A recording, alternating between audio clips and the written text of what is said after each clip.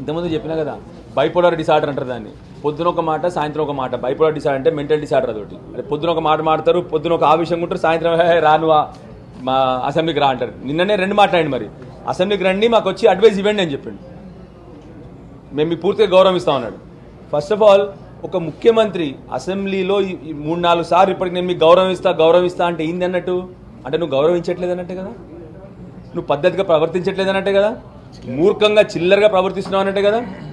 చిల్లర ప్రవర్తనకి నువ్వే సమర్థించుకుంటున్నావు, నువ్వే చెప్తున్నావు నేను చిల్లర ప్రవర్తిస్తాను అను. ఇప్పుడు మీరు వస్తే మాత్రం బాగా ప్రవర్తిస్తానని చెప్పి నువ్వే చెప్తా ఉన్నావు. ఆయన మాటలకు ప్రజలు కసబ్లాగా ఎవరిని వృద్ధిస్తారో టైం విల్ టెల్. 100% ప్రజల్ని న్యూస్ పేపర్ల మీడియాలో హెడ్లైన్స్తోని ప్రజల్ని మోసం చేసుకుని రోజు, కానీ ప్రజల అనుభవంలోకి వచ్చిన తర్వాత ఎవరు కసబ్లాగా వృద్ధిస్తారో తప్పకుండా ప్రజలు నిర్ణయిస్తారు. 100% జరగబోతోంది. ఈయనెవరు అసలు ఫస్ట్ ఆఫ్ ఆల్ జడ్జిమెంట్, ఆయనకు విషయం తెలియకుండా జడ్జిమెంట్ ఇస్తున్నాడు. ఆయనకు నీళ్లు తెలియకపోయా, కుంటలు తెలియకపోయా, చెరువులు తెలియకపోయా. దేవాదుల బేసిన్ తెలియని మరి దేంట్లో వృద్ధి చేయాలి చెప్పురు మీరు? దేవాదుల బేసిన్ తెలియని ఏ వృద్ధి చేయాలో చెప్పురు మీరు? ఒక రాష్ట్ర ముఖ్యమంత్రికి దేవాదుల ఏ బేసిన్లో ఉందని డైరెక్ట్ అడిగిండు, ఆ బంకచేర్ల ఏ జిల్లాలో ఉందని అడిగిండు.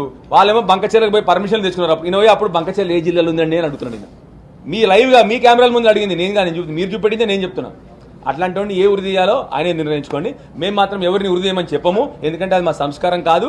అవి వృద్ధి చేయాల్సిన బాధ్యత జడ్జిలు ఉంటారు, దానికి జడ్జిమెంట్ చేస్తారు. రెండోది, ప్రజల అనుభవంలో ప్రజల కోసైనప్పుడు ప్రజలు మాత్రం కొందరిని వృద్ధి చేయబోతా ఉన్నారు, అది మీరే వెయిట్ చేస్తారు.